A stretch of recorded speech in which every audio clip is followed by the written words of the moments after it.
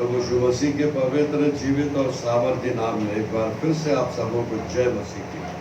यीशु साहब, प्रभु ने इस सप्ताह में मौका दिया। इस सप्ताह धार्मिक स्थल खुलने वाले थे, लेकिन फिर से धार्मिक स्थल नहीं खुल पा रहे हैं। लेकिन ना खुलने के अलावा भी परमेश्वर ने हमें मौका दिया है कि हम फेसबुक के माध्यम से आपसे बातचीत कर पा रहे हैं। आइए हम धन्यवाद और प्रार्थना करें।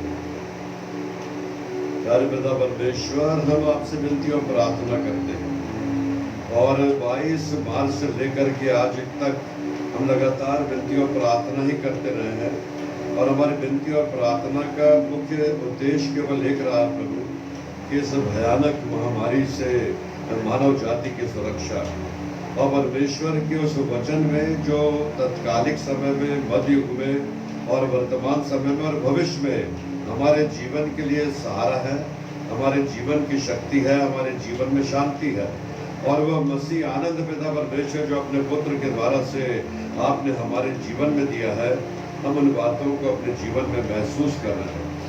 हमारी विनती प्रार्थना पिता परमेश्वर, जो गरीब हैं, जो मोहताज हैं, जो विधवा है, जो अनाथ है, जो मजदूर है, जो दैनिक जीवन के लिए पिता परमेश्वर रोजमर्रा की मेहनत करते हैं, खुदा परमेश्वर इस कठिन घड़ी में हमारी विनती प्रार्थना की सहायता करने वाले हाथों को उनके पास तक पहुंचाइए। सरकार और शासन पिता परमेश्वर उनकी उचित सुविधा और सुधि ले सके। हमारी विनती और प्रार्थना जो संसाधन, जो सहायता शासन से आवश्यकमंद व्यक्ति के पास तक पहुंचना है, बीच के काम करने वाले लोग उन बातों को ईमानदारी के साथ उनके पास तक पहुंचाएं। हम पिता परमेश्वर इन दिनों में कठिन घड़ी में जो लोग अपने द्वारा से हानि उठा करके सेवा कर रहे हैं, उनके लिए विनती प्रार्थना प्रभु आप उन्हें बड़ी आशीष दीजिएगा, सक्षम रखिएगा, क्योंकि इन दिनों में उनकी आवश्यकता है कि ऐसे लोग जो भले काम कर रहे हैं, प्यारे पिता परमेश्वर उनके भले कामों से आवश्यकमंद लोग संभाले जा सके। हमारी विनती और प्रार्थना इन दिनों में वचन के द्वारा से प्रभु आपने हमसे बातचीत किया है और यही वचन है जिसको हम प्रचार कर रहे हैं, सुन रहे हैं, गीत गा रहे हैं। हमारी दृष्टि आपकी ओर लगी हुई है और आप हमारी प्रार्थना की ओर दृष्टि कर रहे हैं, ऐसा हमारा विश्वास है।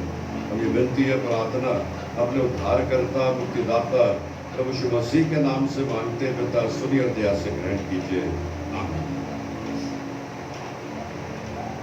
प्रभु का धन्यवाद और स्तुति करते हुए गाएंगे गीत नंबर 480। जहाँ भी है आप तालियां बजाते हुए उत्साह से गाइए।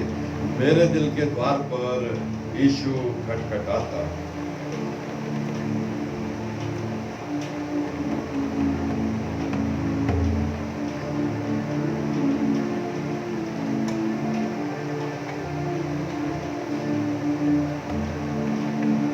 मेरे दिल के द्वार पर यीशु खटखटाता, बोलो तुम दरवाजा, वो है आना चाहता।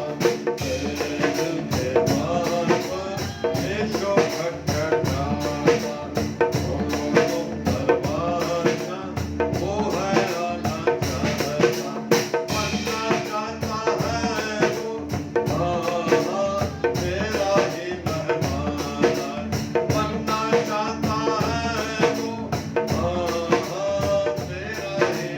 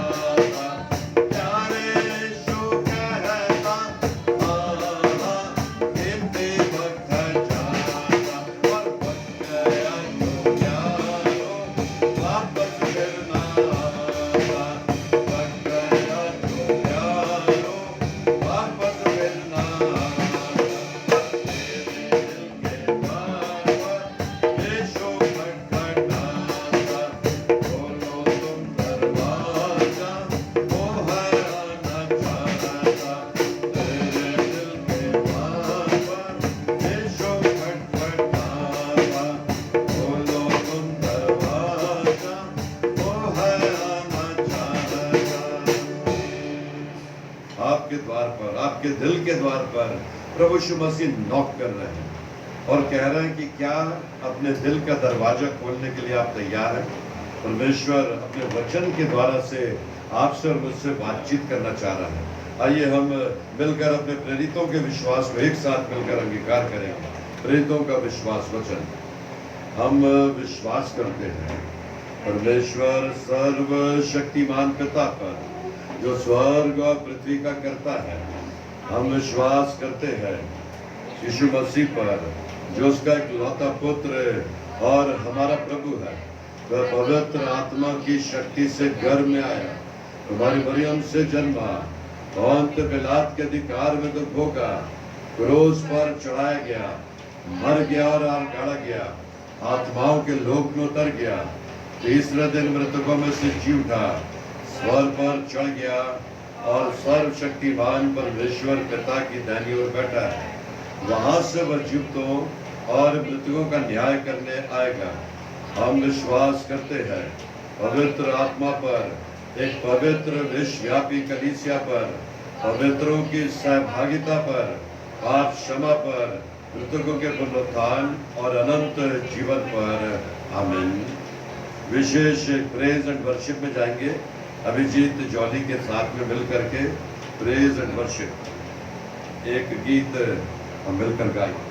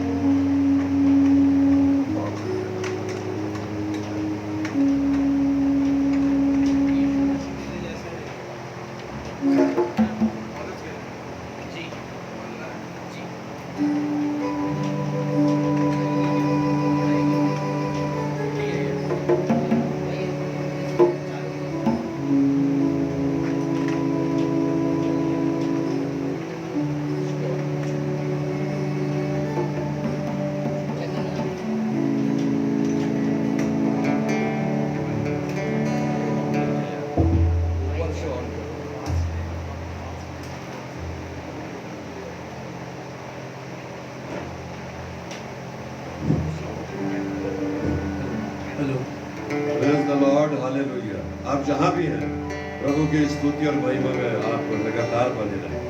परमेश्वर का वचन आपके और मेरे जीवन में काम कर रहा है। परमेश्वर चाहता है कि आप और हम लगातार उसकी संगति में बने रहें। इन दिनों में प्रभु ने अपने वचन के द्वारा से उनसे बातचीत की है और बहुत से लोगों ने उस वचन को सुनकर के अपनी प्रतिक्रियाएं दी, जिसको मैं आपके साथ शेयर करूंगा थोड़ी देर बाद।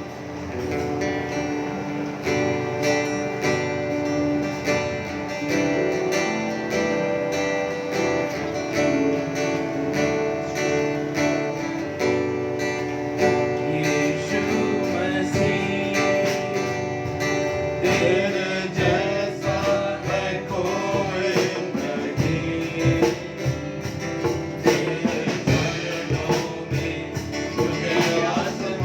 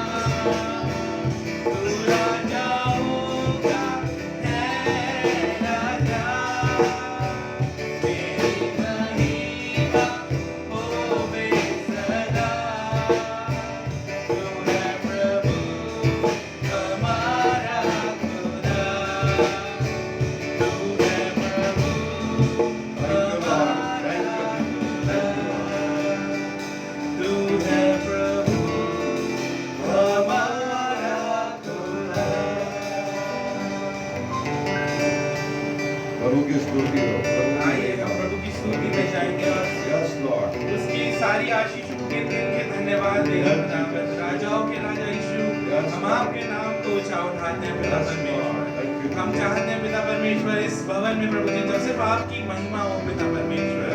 प्रभु जी हम आपके नाम को ऊंचा उठाते हैं। स्तुति करूं बेशुमार तेरे दानों के लिए, अब तक तूने संभाला मुझे अपनी बाहों में लिए हुए। अब तक तूने संभाला मुझे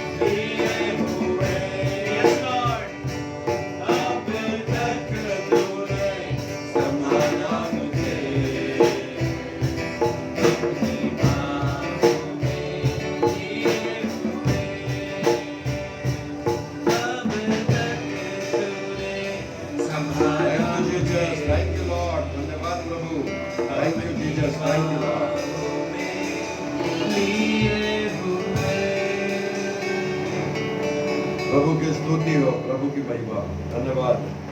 thank you Jesus, thank you Lord. धन्यवाद अभिजीत। परमेश्वर को इसलिए धन्यवाद कि हम सब इन दिनों में परमेश्वर के वचन के साथ बने हुए हैं। और प्रभु यीशु मसीह ने कहा, जब तुम मुझ में बने रहोगे मैं तुम में बने रहूँगा।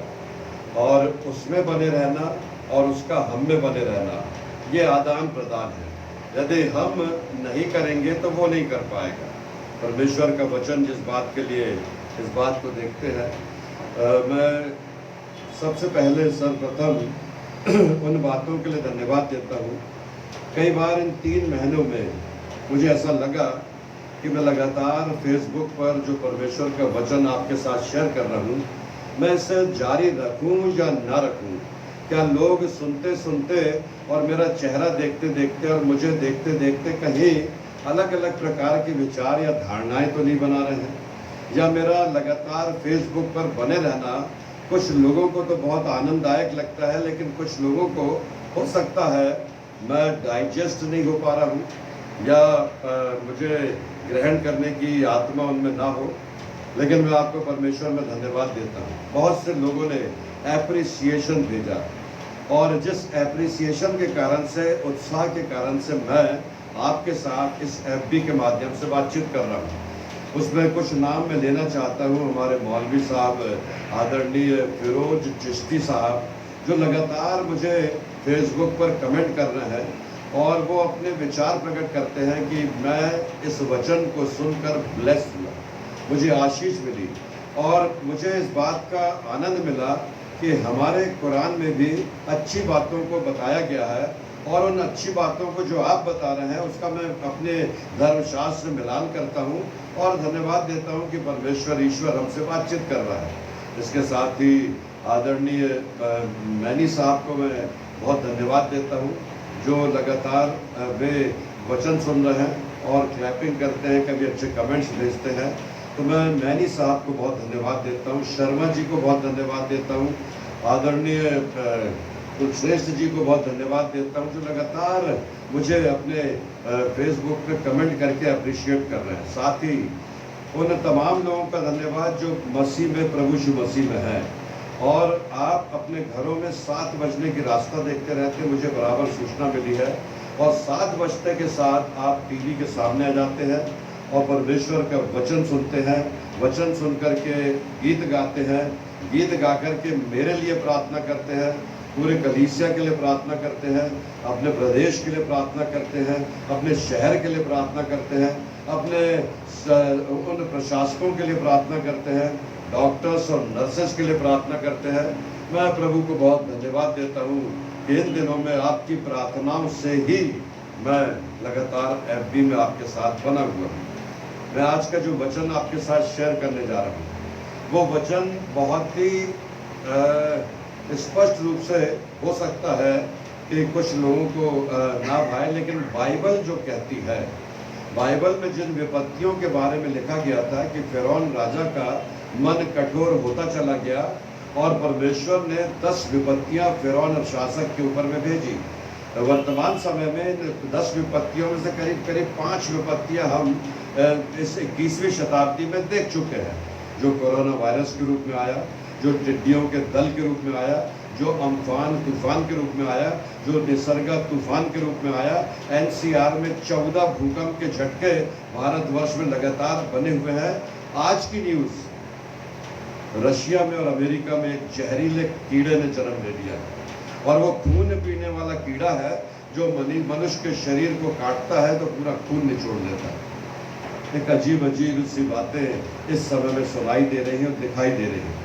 लेकिन आप और मैं जो वचन सुन रहे हैं और जो मैं वचन प्रचार कर रहा हूँ, इस बात पर विश्वास करते हैं कि सारी कायनात को बनाने वाला एक ईश्वर है, एक सर्वशक्तिमान परमेश्वर है, जिसने सारी पृथ्वी को और संरचना को अपने द्वारा से बनाया है।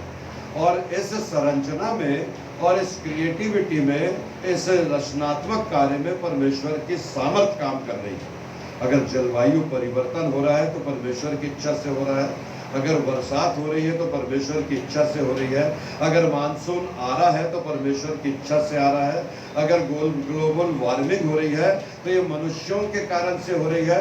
और परमेश्वर के प्रदत्त जो जलवायु सब प्रकार से स्वच्छ थी, हर प्रकार से निर्दोष थी, वो अब प्रदूषित होते जा रही है। ये अलग अलग प्रकार की बातें हैं, लेकिन आप और मैं इस बात को जानते हैं कि एक सर्वशक्तिमान ईश्वर है जो आज भी इस कायनात को अपने कंट्रोल में किया हुआ है।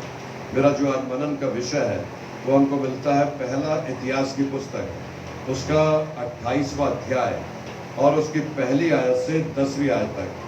पहला इतिहास की पुस्तक, उसका 28वां अध्याय और उसकी पहली आयत से 10वीं आयत तक। हाँ, इस्राएल के सब हाकिमों को अर्थात गोत्रों के हाकिमों और राजा की सेवा टहल करने वाले दलों के हाकिमों को और सहस्त्रपतियों और शतपतियों और राजा और उसके पुत्रों के पशु आदि सब धन संपत्ति के अधिकारियों, सरदारों और वीरों और सब शूरवीरों को यरूशलेम में बुलाया। दाऊद राजा ने सब लोगों को वहां पर गिनती के वहां पर लिखा हुआ, प्यारे मित्रों, हर वर्ग, हर समाज, हर व्यक्ति को जो एक दक्षता रखता था, उन सब को बुला करके उसने एक विशेष बात का योजना बनाई थी, जो उन बातों को वो उनसे शेयर करना चाह रहे थे। पढ़िएगा आगे। तब दाऊद राजा खड़ा होकर के कहने लगा, जब ये सब इकट्ठे हो गए, हे मेरे भाइयों और हे मेरी प्रजा के लोगों। राजा प्रजा से बातचीत कर रहा, मेरी सुनो। मेरी इच्छा तो थी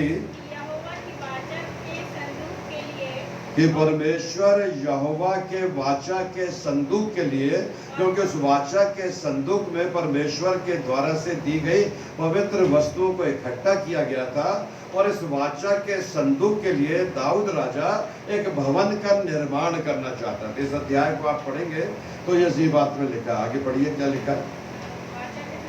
और हम लोगों के परमेश्वर के चरणों की पीढ़ी के लिए विश्राम का एक भवन बनाओ, और मैंने उसके बनाने की तैयारी की। परमेश्वर के इस भवन की सीढ़ी के लिए, ताकि परमेश्वर के वाचा का संदूक उस भवन में रह सके, और मैंने उसका प्रिपरेशन भी किया, मैंने तैयारी भी की, मैंने पत्थर और ईंट और गिट्टी और गारे बटोरा, मैंने अच्छे से अच्छी लकड़ी को संकलित किया, मैंने बहुत सी अच्छी ऐसी वस्तु, ऐसे धातुओं को इस भवन के निर्माण के उपयोग के लिए बनाने की कोशिश की। आगे पढ़िए। परंतु परमेश्वर ने क्या बोला? क्यों तू मेरे नाम का भवन नहीं बनाने पाएगा? इसलिए नहीं बनाने पाएगा कि तेरे हाथ खून से रंगे हुए हैं। दाऊद राजा प्रथम राजा हुए, और दाऊद राजा को बहुत से जातियों के साथ में युद्ध करना पड़ा, और जब युद्ध में दाऊद राजा ने अपने द्वारा से उनको पराजित किया तो बहुत सी जनहानि हुई, बहुत सी सेनाओं को मार दिया गया, बहुत से शहरों को लूट लिया गया, बहुत से बच्चों को और महिलाओं को मार दिया गया।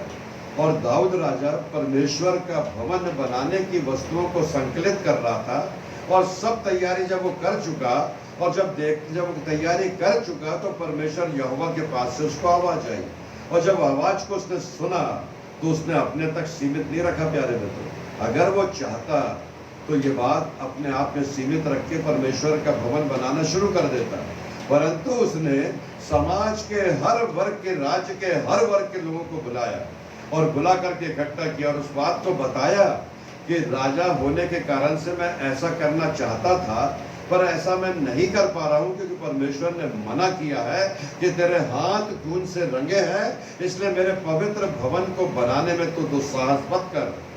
प्रभु में प्रिय विश्वासियों, आगे में लिखा है जिस बात का वर्णन मैं आपसे अब करने जा रहा हूँ, पढ़िएगा।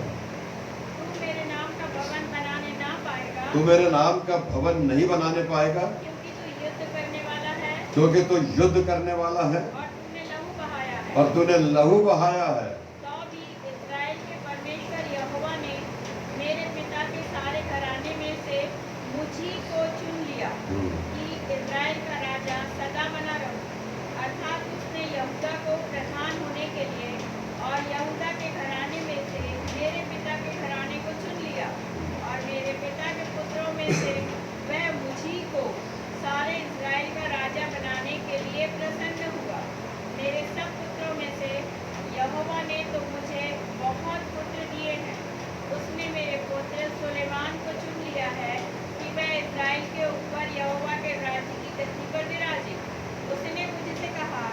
10वां पद तक है। छठवीं पद। हाँ। तेरा पुत्र सुलेमान ही मेरे भवन और आंगनों को बनाएगा, क्योंकि मैंने उसको चुन लिया है कि वह मेरा पुत्र ठहरे और मैं उसका पिता ठहरूंगा।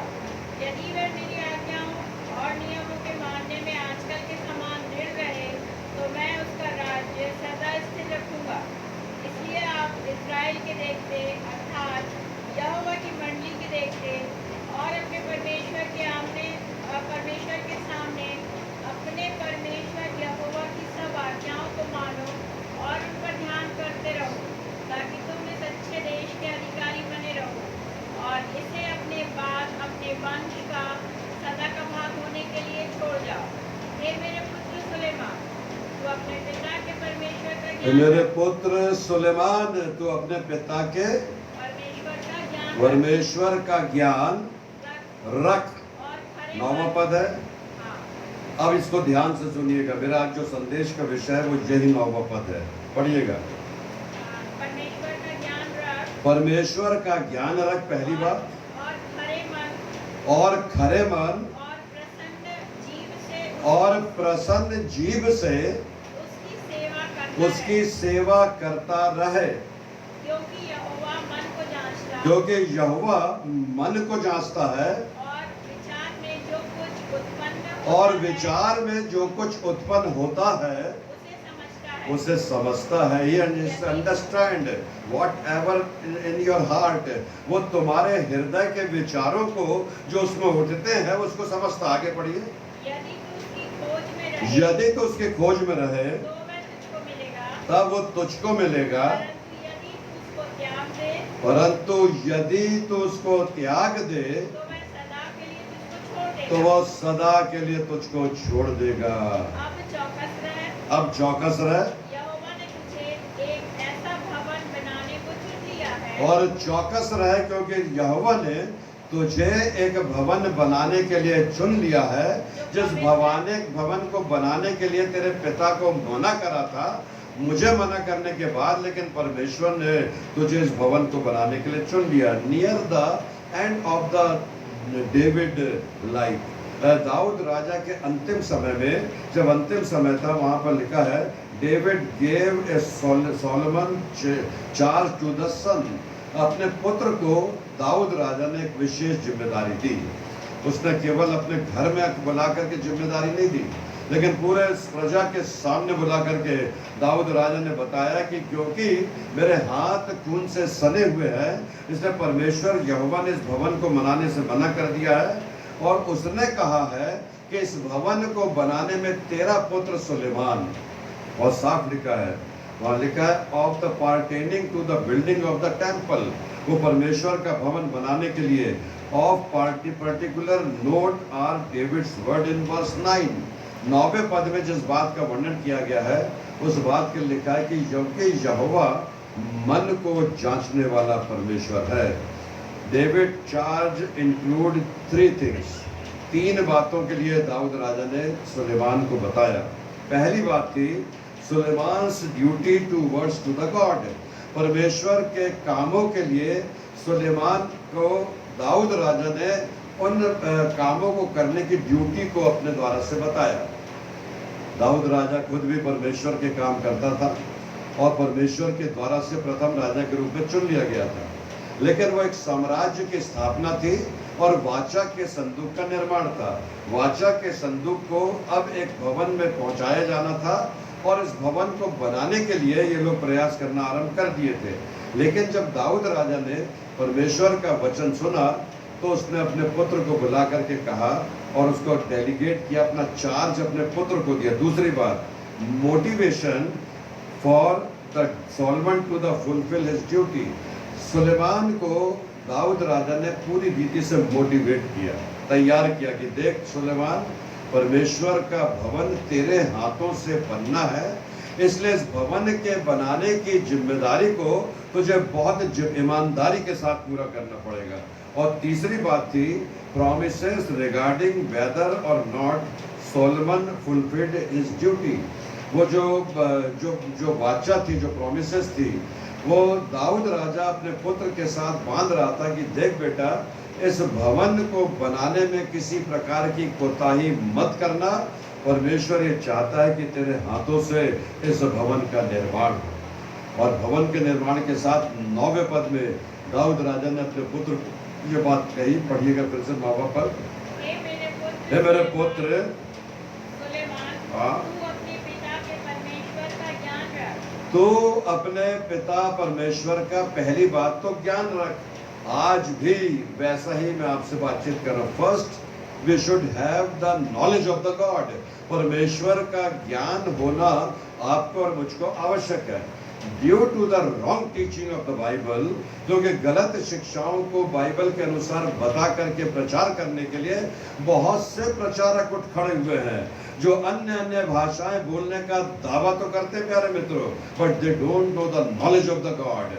परमेश्वर के ज्ञान को जानना उसकी आत्मा के कारण से अत्यंत आवश्यक होता है। दूसरी बात पढ़िएगा, और भले मन और प्रसन्न जीव से। भले मन और प्रसन्न जीव से जब कोई काम स्टार्ट करो, जब किसी काम में आप संलग्न हो, तो सबसे पहली बात है कि आपका हृदय जॉयफुल होना चाहिए। अगर आप कोरोना वायरस के पीड़ितों की सेवा कर रहे हैं तो ये सेवा बड़े आनंद से होना चाहिए जा रही है, ये बोझ समझ करके नहीं होना चाहिए। अस्पतालों में ये दिनचर्या हो गई है कि जैसे कोई पेशेंट आता है तो जो अटेंडेंट होते हैं वो डरते हैं कहीं ये वही पीड़ित व्यक्ति तो नहीं है। उसको छूने से, उसे लिटाने से, उसका टेस्ट लेने से, उसकी तमाम बातों से खुद की जान को जोखिम में डालने से डरते हैं प्यारे मित्र। एक गर्भवती महिला जिसको दिल्ली के उसमें दिखाया गया, 11 अस्पतालों में उसके पति ने कल दौड़ दौड़ करके अपनी पत्नी को डिलीवरी के लिए एडमिशन कराना चाहा, लेकिन 10 से 11 अस्पतालों ने उस महिला को लेने से इनकार कर दिया और उसने तड़प तड़प करके अपने प्राण खो दिए। ये तो एक वाक्य है जो मीडिया के सामने आ गया, ये तो एक वाक्य है जो उसके पति ने सारी दुनिया को चिल्ला चिल्ला करके बता दिया। 135 करोड़ जनता में भारतवर्ष की कितने ऐसी संस्कारियां हैं प्यारे मित्रों जो लोगों तक पहुंच नहीं रही है। कितने ऐसे लोग हैं प्यारे मित्रों जो वहां पर अपनी सेवा से मोहताज है लोग अपने द्वारा। परमेश्वर का वचन जो आपसे शेयर करने जा रहा हूँ, सबसे पहली बात मन के उत्साह से। फॉरेन कंट्रीज में जब पेशेंट्स वेंटिलेटर में गया तो अटेंडेंट उनको अटेंड नहीं कर पाते प्यारे मित्रों, इसलिए वहां की संख्या बढ़ते चली जा रही है। डॉक्टर्स अपना रास्ता ले लेते हैं, नर्सेज अपना रास्ता ले लेती है और इसी कारण से वहाँ संख्या बढ़ते बढ़ते बढ़ते इतनी हो गई है। Due to the lack of the service, due to the lack of the providing the needs. वो परमेश्वर के वचन के द्वारा से मैं आपसे बातचीत कर रहा हूँ। परमेश्वर का वचन कह रहा है When you started your work in this world, अगर आप कोई काम अपनी जिम्मेदारी से संसार में लेते हैं तो ईमानदारी के साथ करना आपके और मेरे जीवन के लिए सबसे बड़ी बात है। उत्साहित हृदय, बहुत से लोग हैं जिन्होंने इन दिनों में उत्साहित हृदय से नीडी लोगों को, आवश्यकमंद लोगों को सुविधाएं दी। बहुत से लोग हैं जो अपना घर बार छोड़कर लगातार इन सेवाओं के लिए निकल जाते हैं। न दिन देखते, न रात देखते, न समय देखते, न धन देखते, न संपत्ति हमारे पास क्या है नहीं देखते। परमेश्वर के वचन में आगे पढ़िए क्या लिखा है, क्योंकि यहोवा मन को जांचता है और विचार में जो कुछ उत्पन्न होता है उसे समझता है। हाँ, यदि तू उसकी विचार में जो कुछ उत्पन्न होता है उसे परमेश्वर बहुत अच्छी रीति से क्या करता है, समझता है। आगे पढ़िए, यदि तू उसकी खोज में रहे यदि तू उसकी खोज में रहे तो वह तुझे मिलेगा। तो वो तुझे बहुत आसानी से मिलेगा, कठिनाई से नहीं मिलेगा।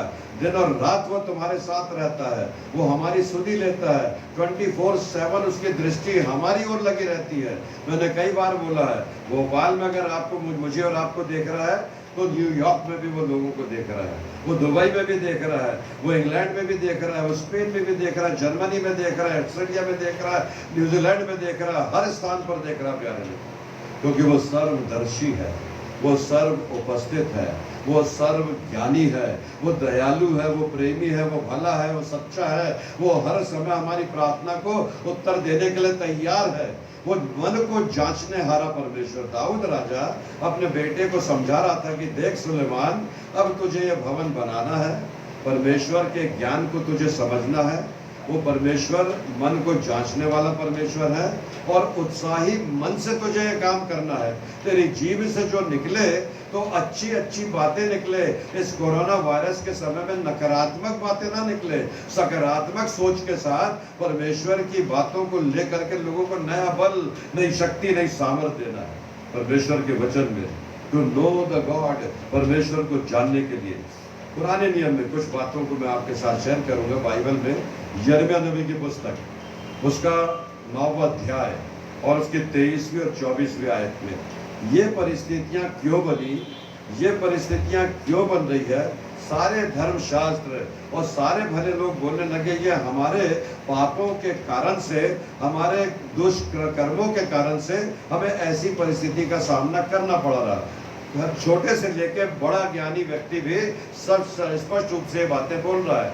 फाइनेंशियल क्राइसिस हो रहा है, स्पिरिचुअल क्राइसिस हो रहा है, मैनेजमेंट क्राइसिस हो रहा है, इंस्टीट्यूशनल बंद हो गया है, लगातार लोगों की नौकरियां चली गई है, लगातार लोग भविष्य को देख करके चिंतित हो रहे हैं। ये सब हो रहा है तो लोग बड़े साधारण रूप से कहते हैं इसमें ईश्वर की मर्जी है। अच्छा पढ़िएगा परमेश्वर का वचन यिर्मयाह 9:23 और 24 पद, जिससे दूसरों को मिल जाता, पढ़िए वहां से कोई। यहोवा यूं कहता है, यहोवा यूं कहता है, बुद्धिमान अपनी बुद्धि पर घमंड न करे। बुद्धिमान, पहली बात, बुद्धिमान अपनी बुद्धि का घमंड न करे। जापान में दावा करते थे प्यारे मित्रों कि अगर भूकंप आएगा तो आने से पहले ही हमको बहुत पहले सूचना मिल जाएगी। लेकिन जापान में जब भूकंप आया, पार्लियामेंट चल रही थी प्यारे मित्रों, पार्लियामेंट में वहां कर प्रेसिडेंट और सारी जो संसद थे वो बैठे हुए थे। उनको शनाखत नहीं थी कि जापान में इतना भयानक तूफान आएगा, इतना भयानक भूकंप आएगा। मिनट लगते हजारों लाखों लोग भूकंप में तबाह हो। फोरकास्ट करने वाली एजेंसीज, सारी टेक्नोलॉजी, सारी बातें जो दूरगामी बातों को बता देती, मौसम का हाल बता देती, ये बता देती, वो बता देती, वो सब फेलियर हो गए। वहां पर लिखा है, जिस बात का वर्णन मैं आपसे कर रहा हूँ कि वो तमाम बातों में सारी बातें नगण्य ठहरेगी। पढ़िएगा, ना वीर अपनी वीरता पर, क्या ना वीर अपनी वीरता पर, ना धनी अपने धन पर, ना धनी अपने धन पर, परंतु जो घमंड करे, परंतु जो घमंड करे वो इसी बात पर घमंड करे। किस बात पर? कि वह मुझे जानता है और समझता है, हाँ। कि मैं ही वह यहोवा हूँ जो पृथ्वी पर करुणा, न्याय और धर्म के मैं ही वो परमेश्वर यहोवा हूँ जो पृथ्वी पर न्याय, करुणा और धर्म की बातों को प्रकट करूंगा। पहली बात तो जस्टिफिकेशन, दूसरी बात राइचसनेस, धर्म की बातें, और तीसरी बात करुणा, परमेश्वर की सच्चाई, परमेश्वर की दया। उसकी दया पर हम निर्भर है प्यारे में। आप कितने रोबोट बना लीजिए, आप कितनी वैक्सीन का इलाज को इजाद कर दीजिए, आप कितनी एंटीडोज बना लीजिए, लेकिन अगर परमेश्वर की इच्छा नहीं है, परमेश्वर के बारे में जिस बात का वर्णन किया गया, क्यों? Due to the sin of man, क्योंकि मनुष्यों के पापों के कारण से मृत्यु आई, उसके पापों के कारण से रोग आया, उसके पापों के कारण से विपत्ति आई, उसके पापों के कारण से ऊंट कटारे पैदा हुए, उसके पापों के कारण से तमाम बातों की समस्या का सामना करना पड़ा। इसलिए बहुत स्पष्ट रीति से कहा। 24वां पद पूरा पढ़िए, 21 और 22वां पद को इसी के देखिएगा, बड़ा सुंदर रीति से यिर्मयाह ने लिखा है। 21 और, क्योंकि मृत्यु हमारी खिड़कियों से होकर के क्या हो रही है? हमारे महलों में घुस आई है, व्हाइट हाउस में घुस रही है। बड़े बड़े महल जहाँ बड़े बड़े सुरक्षा के संसाधन लगे हुए हैं, वहां पर राजघराने में, मध्य प्रदेश के राजघरानों में घुस गई है, हमारी खिड़कियों से प्रवेश कर गई। आगे पढ़िए।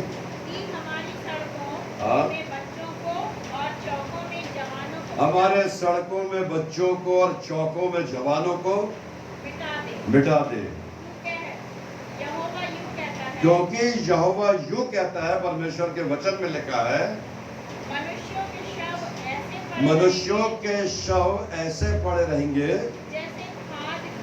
जैसे खाद खेत के ऊपर पड़ी रहती है, उनको दफनाने वाला नहीं होगा। ब्राजील में बड़े बड़े गड्ढे खोद करके बल्क में डेड बॉडीज दफनाई जा रही है। अमेरिका के बाद सबसे ज्यादा मृत्यु ब्राजील में है। प्रभु में प्रिय विश्वासी, ब्राजील को देखेंगे तो क्रॉस, जहाँ पर कब्रिस्तान है वहां पर कब्रिस्तानों में क्रॉस लगा हुआ है। और जब क्रॉस लगा हुआ है, it means they are the followers of the Lord Jesus Christ. अगर मृत्यु और मरी ने वहां प्रवेश किया है, इट मीन्स परमेश्वर आपको और मुझको बहुत, जैसे दाऊद राजा अपने बेटे सुलेमान को दर्शा रहा था, वो मन को जांचने वाला परमेश्वर है। अगर तुम कोई काम शुरू करो तो मन में बड़े उत्साह से उस काम को शुरू करो। तुम्हारी जीभ में जो शब्द निकले वो हाँ हो और ना हो, हाँ की हाँ हो और ना की ना, उससे ज्यादा कोई बात निकलती है तो वो क्या करती है? शंका और शुभा को पैदा करती है। वो हमें संकोच में डाल देती है, वो शंका पैदा कर देती है। और जहाँ शंका पैदा हो गई वहाँ सत्य समाप्त हो जाता है। प्यारे, पवित्र शास्त्र में कुछ बातों को बाइबल की मैं आपके साथ शेयर करूंगा, मनुष्यों की कुछ कमियों के कारण से। क्योंकि हर एक जाति, हर एक धर्म, हर एक वर्ग, हर एक समाज ये जानता है कि एक सृष्टिकर्ता है, जिस सृष्टिकर्ता के कामों में मनुष्यों ने जब दखल दिया तो ऐसी ऐसी महामारी और ऐसी ऐसी परिस्थितियों का उसे सामना करना पड़ा है। वचन में जाएंगे होशे नबी की पुस्तक, उसका 4वां अध्याय, होशे 4 उसका 1 पद और 6वां पद। हे इस्राएलियों, हाँ, यहोवा का वचन सुनो। हे इस्राएलियों, यहोवा का वचन सुनो। इस देश के निवासियों के साथ, इस देश के निवासियों के साथ यहोवा का मुकद्दमा है। यहोवा का मुकदमा है। मतलब इस समय में यहोवा मुकदमा लड़ रहा, प्यारे मित्रों। और यहोवा का मुकदमा जीतने के लिए सेना और फौज और कुटिलता और कूटनीतिज्ञता की जरूरत नहीं है। वो तो भोले मन को जांचने वाला परमेश्वर है। वो इनोसेंट हार्ट को देखने वाला परमेश्वर है। वो हमारे हृदय के पश्चाताप को देखना चाहता है। वो हमारे टूटे और पिसे हुए मन को देखना चाहता है। वो हमारे पश्चाताप से निकले हुए आंसुओं को देखना चाहता है। वो चाहता है कि हम बदल जाएं। वो चाहता है कि ऐसा जैसा चल रहा था अब वैसा नहीं चल पाएगा। इस ना चलने के कारण से अवश्य है कि हमको अपने आप को बदलना होगा। परमेश्वर यहोवा इस बात के लिए बहुत साफ कह रहा। आगे बढ़िएगा। इस देश में ना तो कोई सच्चाई है, ना तो कुछ सच्चाई है, ना कुछ करुणा, ना कोई करुणा, और ना परमेश्वर का ज्ञान और ना परमेश्वर का ज्ञान ही। भी नहीं। प्यारे मित्रों, इस देश में नहीं, सारे विश्व में से एक देश का नाम आ रहा है और वो न्यूजीलैंड है। एक महिला प्रेसिडेंट ने न्यूजीलैंड को इतना कंट्रोल करी है कि एक भी कोरोना पेशेंट वहां पर उभरने नहीं देगा। प्रभु में प्रिय विश्वासियों, मैं दूसरे देश को अप्रिशिएट कर रहा हूँ, उसकी बात मतलब ये नहीं है कि मैं अपने देश को नकार रहा हूँ, लेकिन हमें इन नॉर्म्स को, इन मापदंडों को पालन करना अवश्य है जो अंतर्राष्ट्रीय स्तर पर हमें दिखाई दे रहा है। हमें अवश्य है कि अपने आप को बचाने के लिए, अपने देश को बचाने के लिए, हमारे बच्चों को बचाने के लिए, हमारे जवानों को बचाने के लिए, हमारे देश के भविष्य को बचाने के लिए, हमारे देश की आर्थिक मजबूती के लिए हमें अवश्य है कि we should know, proper knowledge should be there. हमें उस ज्ञान को होना अत्यंत आवश्यक। आगे बढ़िए। यहाँ श्राप देने, झूठ बोलने, वध करने, गिराने, चुराने और व्यभिचार, जरा संख्या सुनिएगा, गिराने, व्यभिचार करने, झूठ बोलने, कुटिलता करने, हाँ, और व्यभिचार करने को छोड़ कुछ नहीं होता, और कुछ नहीं होता। वे व्यवस्था की सीमा को लांग कर कुकर्म करते हैं। और क्या है? और खून ही खून होता रहता है। एक भाई ने व्हाट्सएप में लिखा, मेरे भाइयों, इस कोरोना वायरस के कठिन समय में आप भ्रष्टाचार मत करो। आप 1 रुपए की चीज 2 रुपए में मत बेचो। आप जो कीमत है, जो MRP है, उस कीमत से भी बढ़ा करके लोगों से पैसा ले रहे हैं। इस कठिन घड़ी में आप धन कमाने की कोशिश कर रहे हैं। हाय आप पर। परमेश्वर का वचन जिस बात के लिए कह रहा है, व्हाट्सएप करने की जरूरत पड़ रही लोगों को। ये समय भी जहाँ सेवा का और दान देने का और सहयोग करने का था, वहाँ भी लोग धन उपार्जन करने में लगे हैं। वहाँ भी एक किट की कीमत डबल और ट्रिपल बना करके बेच रहे हैं। वहाँ भी मास्क की कीमत, सैनिटाइजर की कीमत, अल्कोहल की कीमत, ना जाने क्या क्या प्यारे मित्र। जब हम उसके अंदर भीतर जाते हैं तो शर्मसार हो जाते हैं, क्योंकि हमारे बीच में ही इस प्रकार के दुर्गुण पाए जाते हैं। इस कारण से आगे पढ़िए, क्या लिखा है? इस कारण यह देश विलाप करेगा और मैदान के जीव जंतुओं और आकाश के पक्षियों हाँ वो सब निवासी कुमला जाएंगे। इस लॉकडाउन के समय में जब होटल बंद हुई, रेस्टोरेंट बंद हुए, घरों का आना जाना बंद हुआ, लोगों का खान पान बंद हुआ, तो वो जानवर, वो कुत्ते, वो गाय, वो बैल, वो पशु जो उनके ऊपर निर्भर रहते थे, आज जाके देखिए प्यारे मित्रों, वो जर्जर हो गए, भूखे हो गए, इतने कमजोर हो गए कि वो 3 महीने में उनको भोजन नहीं मिला। मनुष्य के साथ साथ पशु भी, वो सारी बातें प्रभावित होती है, और ये प्रभाव जो आता है वो सारी बातों में असर डालता है। आगे पढ़िए। और समुद्र की मछलियां भी क्या हो जाएंगी? नष्ट हो जाएंगी। वहां पर मछुआरे नहीं पहुंच रहे, वहां पर यही नहीं हो रहा, वहां यही नहीं, प्रदूषण बढ़ता जा रहा वहां पर, तो वो नष्ट हो जाएंगी। परमेश्वर के वचन 6वां पद पढ़ लिए, 6वां पढ़िए। मेरे ज्ञान के ना होने से मेरी प्रजा नष्ट हो गई है। तूने मेरे ज्ञान को तुच्छ जाना है, इसीलिए मैं तुझे अपना याजक अयोग्य ठहराऊंगा। तू मेरा काम नहीं कर पाएगा, तू मेरी सुधि नहीं ले पाएगा, तू मेरे कामों को, रिचुअल्स को पूरा नहीं कर पाएगा। प्रभु मैं इसीलिए क्योंकि परमेश्वर की व्यवस्था को तज देना मतलब ऐसे काम करने से अपने आप ही हम परमेश्वर की व्यवस्था से विमुख हो जाते हैं, हम परमेश्वर की व्यवस्था से दूर हट जाते हैं। और मैं भी तेरे बाल बच्चों को छोड़ दूंगा। और मैं भी तेरे बाल बच्चों को क्या कहता, छोड़ दूंगा। जब तूने मुझे फेर दिया, तूने अपना मुंह फेर लिया, तो परमेश्वर कहता है मैं भी तेरे बाल बच्चों को छोड़ दूंगा। पौलुस ने रोम की मंडली को चिट्ठी लिखा प्यारे, और वो समय में आज से 2000 साल पहले की जो परिस्थिति थी, कुछ वैसी परिस्थिति को वर्तमान समय में रख कर देखिएगा। पहला रोमियो की पत्री उसका पहला अध्याय और उसकी 18वीं आयत से 28वीं आयत में एक वाक्य बहुत महत्वपूर्ण है, थोड़ा ध्यान से सुनिएगा। और परमेश्वर के वचन में, बाइबल में ये बात लिखी है, पाप के प्रति परमेश्वर का क्रोध, पाप के प्रति परमेश्वर का क्रोध। परमेश्वर से संबंधित ज्ञान मनुष्यों पर प्रकट है, क्योंकि परमेश्वर ने उन पर प्रकट किया है। परमेश्वर ने इस ज्ञान को प्रकट किया है, इसलिए मनुष्यों के बीच में ये ज्ञान प्रकट है।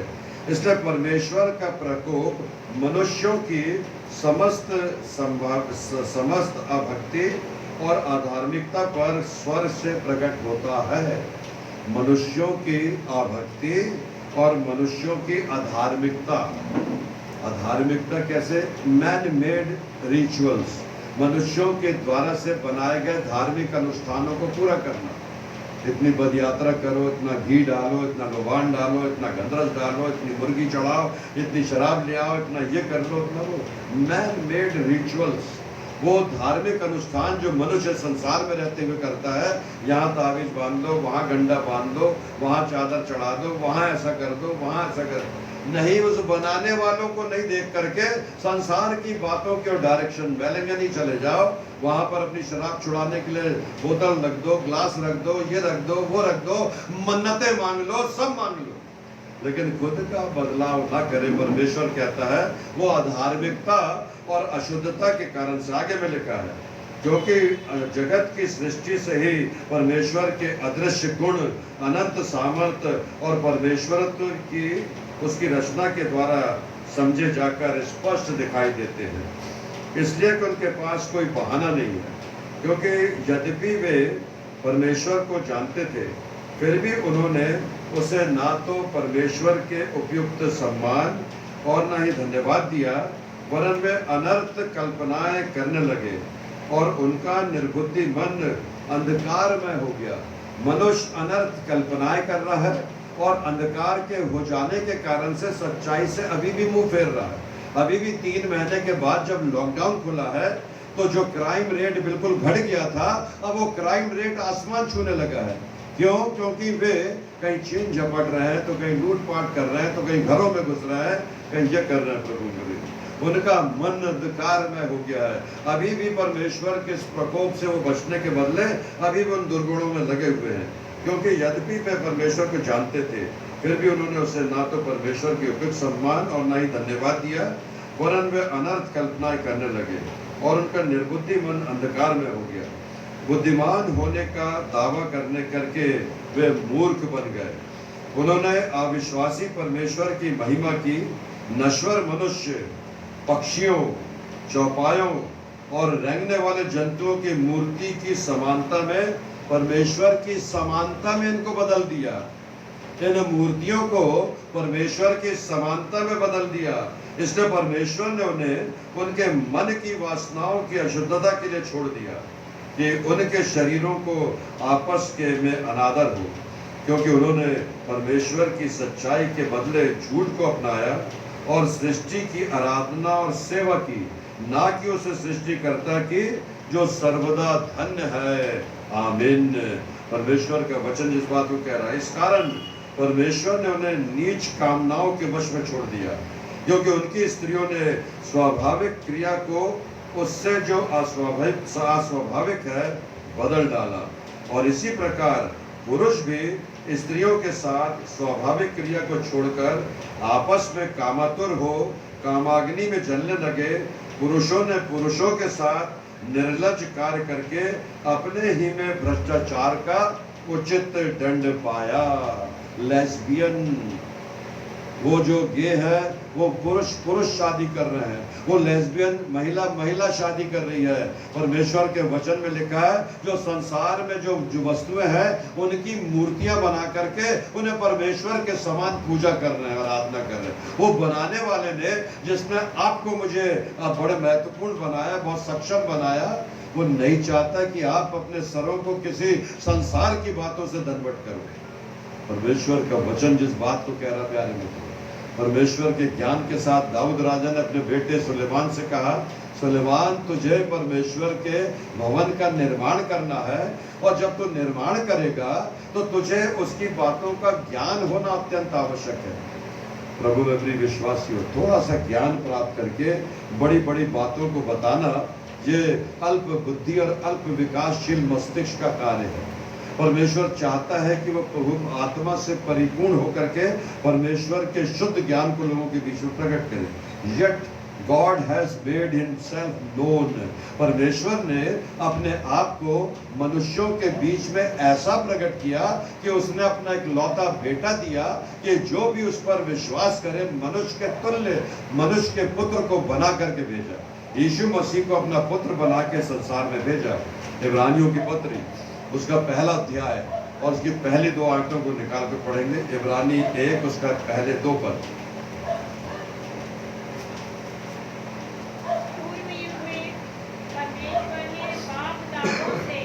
उस युग में परमेश्वर ने बाप दादों से थोड़ा थोड़ा करके ज्ञान की बातों को प्रकट किया था, और भांति भांति से भविष्यवक्ताओं के द्वारा से अपने ज्ञान को लोगों के बीच में प्रकट किया था। लेकिन जब परमेश्वर का पुत्र आया तो उसने अपने पुत्र के द्वारा से चेलों को उनके बीच में अपनी सेवा को प्रदान किया। आगे पढ़ी दूसरा पर। इन अंतिम दिनों में, this is the time of the last days, लोग बोलने लगे हैं कि प्रभु यीशु मसीह दरवाजे पर खड़े हैं। Second coming of Christ is very near, that Lord wanted to change our own life, कि क्योंकि हम अपने जीवन को बदल लें, क्योंकि अगर वो दरवाजे पर खड़ा है तो हम नहीं जानते कि वो कब आ जाएगा। पढ़िए आगे। उसने हमसे पुत्र के द्वारा बातें की। क्या बातें की? उसने ये बताया कि मार्ग, सत्य और जीवन मैं हूँ। जो मुझ पर विश्वास करता है उस मार्ग से होकर के परमेश्वर के पास जा सकता है। जब वो अपने मन के शुद्ध भाव से पश्चाताप करता है, तो प्रभु यीशु मसीह कहते हैं कि परमेश्वर टूटे और पिसे हुए मन को तुच्छ नहीं जानता। सबसे पहली बात है रिपेंटेंस। वो टूटे और पिसे हुए मन को तुच्छ नहीं जानता, और उन सारी बातों से हमें पाप से मुक्त करता है। यूहन्ना रचित सुसमाचार उसका पहला अध्याय और उसकी 14वीं आयत और 18वीं आयत। यूहन्ना 1:14-18।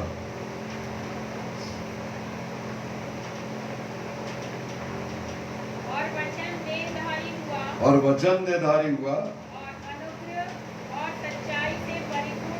और अनुग्रह सच्चाई से परिपूर्ण होकर के हमारे बीच में उसने डेरा किया। यीशु मसीह ने और परमेश्वर का पुत्र होकर के आया, हमारे पापों को अपने कांधों पर उठा लिया और मनुष्यों से कहा कि केवल विश्वास करें तो नाश होने से बच जाएंगे, विश्वास करें तो अपने पापों से छुटकारा प्राप्त कर सकेंगे।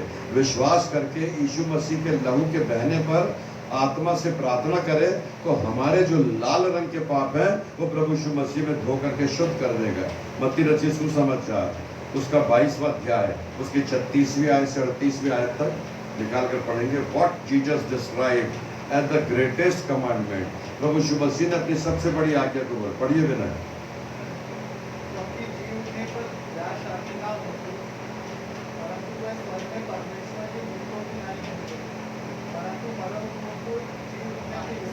बाईस 36 से 38।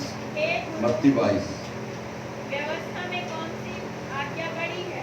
व्यवस्था में कौन सी आज्ञा बड़ी है? उसने उससे कहा, हाँ, तू परमेश्वर अपने प्रभु से तू अपने सारे मन, अपने सारे प्राण और अपनी सारी बुद्धि से अपने परमेश्वर पिता से प्रेम रख। और सबसे बड़ी और मुख्य आज्ञा यह है कि तू अपने पड़ोसी से अपने समान प्रेम कर।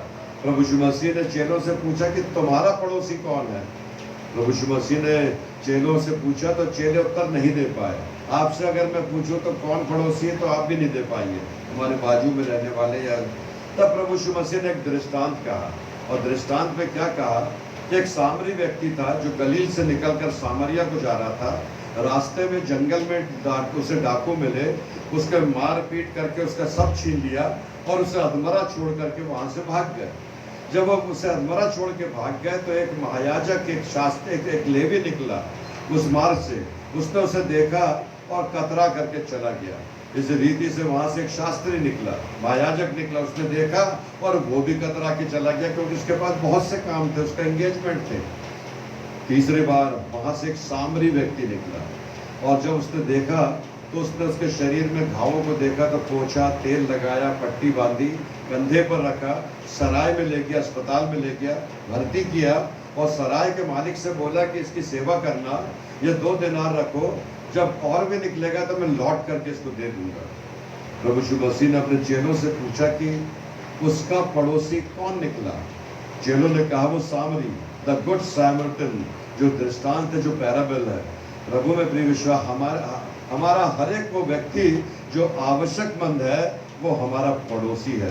तो अपने सारे मन और अपने सारे प्राण से यहोवा की स्तुति करना, उसे प्रेम रखना, और सबसे बड़ी और मुख्य आज्ञा यह है कि तो अपने पड़ोसी से अपने समान प्रेम करना। परमेश्वर के वचन के साथ अंतिम बात को मैं देखूंगा, बताऊंगा आपको। 2 कुरिन्थियों की पत्री उसका 8वां अध्याय उसकी 12वीं आयत।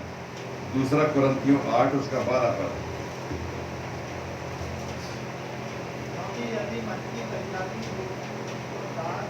यदि तुम्हारे मन की सच्चा, थोड़ा जोर से पढ़िए। हाँ, यदि मन की तैयारी हो तो दान उसी के अनुसार ग्रहण होता है। ऐसे जैसे धार्मिक स्थलों के कपाट खुलेंगे तो दानदाताओं की फिर लाइन लग जाएगी प्यारे मित्रों। प्रभु में प्रिय विश्वासी, लेकिन आज मैं आपसे बात कर रहा हूँ, परमेश्वर मन को जांचता है।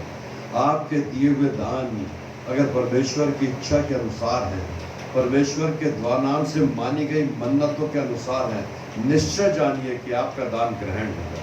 लेकिन अगर उस नॉर्म्स में हम नहीं आते हैं, अगर उसकी पात्रता हम नहीं रखते हैं, तो हमारे दान सब व्यर्थ हो जाएंगे। परमेश्वर बाइबल में लिखा है, जब तू दान देने भवन में आए और तुझे याद आए कि तेरे भाई से तेरा बैर है और तू उससे शत्रुता रखता है, तेरे उससे मतभेद है, तो उस दान को वहीं छोड़ और जाकर के अपने भाई से मेल मिलाप कर और फिर आकर के दान डाल, तब तेरा दान उस राज्य में ग्रहण किया जाएगा। प्रभु में प्रिय विश्वासियों, ये नॉर्म्स है, ये वो दान है। तेरा दाहिना हाथ अगर दान करे तो बाएं को पता ना चल पाए कि तूने दान किया है। वो फोटो खींच करके व्हाट्सएप में भेजने की जरूरत नहीं है कि हमने इतने जूते दिए, कितने चप्पल दिए, कितने पैकेट बांधे, कितना खाना खिलाया, कितना ऐसा किया, नहीं। प्रभु में प्रिय विश्वासी, ये समय है, this is the time we should evaluate ourselves. परमेश्वर मन को जांचने वाला परमेश्वर है। सुलेमान से दाऊद राजा ने कहा, दाऊद ने परमेश्वर के भवन को बनाने से पहले कहा कि सुलेमान, परमेश्वर की इच्छा ये है, वो मन को जांचता है, जब तू उसके भवन को बनाए तो तेरा हृदय आनंद से भरा रहे। जब तू उस भवन को बनाए तो बनाने वालों की तो सुधि लेना, ताजमहल के बनाने वाले के समान उसका हाथ काट के मत फेंकवा देना कि वो ताजमहल कोई दूसरा ना बना पाए। प्रभु में प्रिय विश्वासियों, परमेश्वर इस बात के लिए आपसे और मुझसे चाहता है कि हम परमेश्वर के कामों में आगे बढ़ते चले जाएं। दूसरा कुरिन्थियों की 32 का 9वां अध्याय उसकी 7वीं आयत। दूसरा कुरिन्थी 9 उसका 7वां पद। हर एक जन जैसा मन में ठाने वैसा ही दान करे। हर एक जन जैसा मन में ठाने।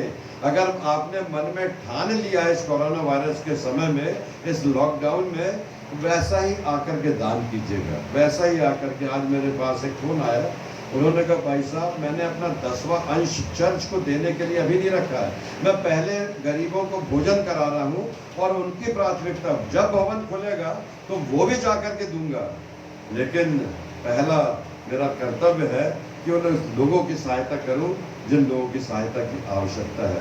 प्रभु अपने वचन पर आपको और मुझको बड़ी आशीष दे। बहुत सी बातें हैं जो छूट गई है समय अभाव के कारण से, लेकिन बृहस्पतिवार को मैं आपसे फिर बात करूंगा। आइए हम प्रेज एंड वर्शिप में एक और गीत गाएंगे और गीत गाने के साथ प्रभु की प्रार्थना और आशीर्वाद से हम इस सभा को अंत करेंगे।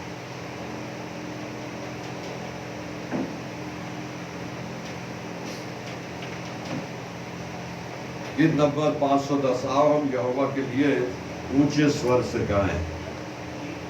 गीत नंबर 510, आओ हम यहोवा के लिए।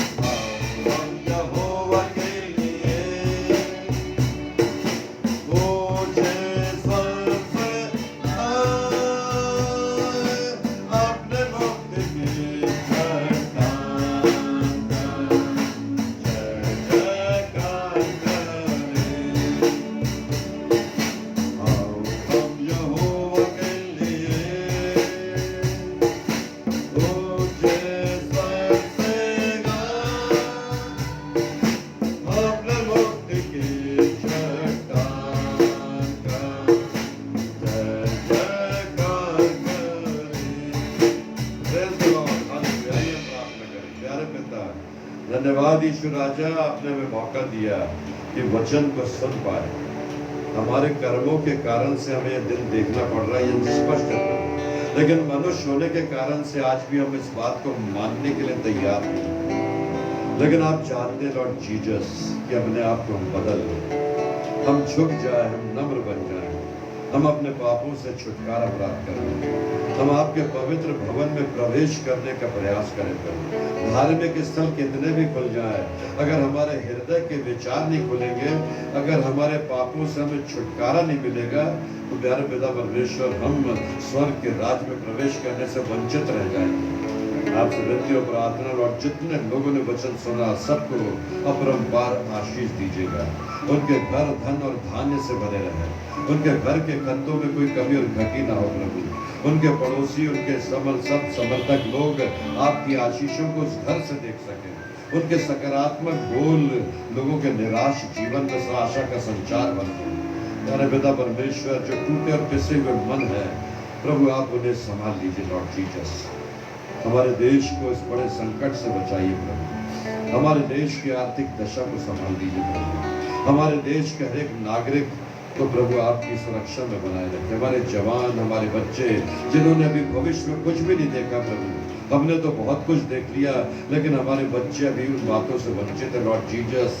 आपसे विनती और प्रार्थना, हमारे राष्ट्र में इतने संसाधन और इतने संसाधनों का उपयोग दीजिएगा कि हमारे बच्चों का भविष्य बन सके, वो बेरोजगार रोजगार प्राप्त कर सके, वो आर्थिक मंदी पिता परमेश्वर बहुत सी बातों में बदल करके वो अर्थव्यवस्था में ऊपर उठ सके। लॉर्ड जीसस, डॉक्टर्स और नर्सेस, पुलिस प्रशासन, नेता, प्रशासक, सारे लोगों को आपके हाथों में सौंपते हैं। पिता परमेश्वर, इन दिनों की आशीषों के लिए आपको धन्यवाद देते हैं। विनती प्रार्थना यीशु मसीह के नाम से मांगते, इसलिए सुनी और दया से ग्रहण कीजिए, आमीन। ए हमारे पिता, तू जो स्वर्ग में है, तेरा नाम पवित्र माना जाए, तेरा राज्य आवे, तेरी इच्छा जैसे स्वर्ग में पूरी होती है वैसे पृथ्वी पर भी पूरी हो। हमारे दिन भर की रोटी आज हमें दे, और जैसे हमने अपने अपराधियों को क्षमा किया वैसे ही हमारे अपराधों को क्षमा कर, और हमें परीक्षा में न ला परंतु बुराई से बचा, क्योंकि राज्य, पराक्रम और महिमा सदा तेरी है, आमीन। अब हमें हमारे उद्धारकर्ता, मुक्तिदाता प्रभु यीशु मसीह का अनुग्रह, परमेश्वर पिता का प्रेम और पवित्र आत्मा की सहभागिता, जितने लोग सुन रहे हैं प्रभु उन सबको, और हमें से हर एक को, हमारे देश के सारे लोगों को प्रभु अब से लेकर आपके दोबारा बादलों पर आने तक रात होती रहे, आमीन। आप सबों को यीशु सहाय, जय मसीह की। 12 तारीख को एक बार फिर से शांति समिति की मीटिंग होना है, जो शासन के द्वारा से बताए हुए नियम चर्चेस के लिए हैं। वो बड़े कठिन और जटिल है प्यारे मित्रों। अगर लॉकडाउन खुलने में धार्मिक स्थल खुलते भी हैं तो चर्चेज में हम इनका पालन नहीं कर पाएंगे, कठिनाई होगी, क्योंकि एक बार में 10 जनों का जाना और केवल 10 लोग ही आराधना में शामिल होना वो संभव नहीं है, क्योंकि हमारे यहाँ पर चर्च बहुत बड़ा होता है और 300, 400 और 500 लोग होते हैं। लेकिन हम सोशल डिस्टेंस बना करके आराधना करेंगे। हमारी बेंचों में केवल 2 लोग बैठेंगे। हमारे जो चेयर्स का जो डिस्टेंस होगा वो 1.5 मीटर का होगा। वो बराबर सारे नॉर्म्स को हम पूरा करेंगे। हम शासन से मांग करेंगे अभी आगे भी कि अगर लॉकडाउन में धार्मिक स्थल खोल रहे हैं तो चर्च के लिए ये नियम जो आपने पिछले बनाए थे, इन नियमों के अनुसार हम चर्च नहीं खोल पाएंगे। हो सकता है हमें इसी प्रकार FD में आराधना करने पड़े, वो हमें मंजूर है, लेकिन वो मंजूर नहीं है जो नॉर्म्स बनाए जा रहे हैं। आप सबों को यीशु सहाय। धन्यवाद।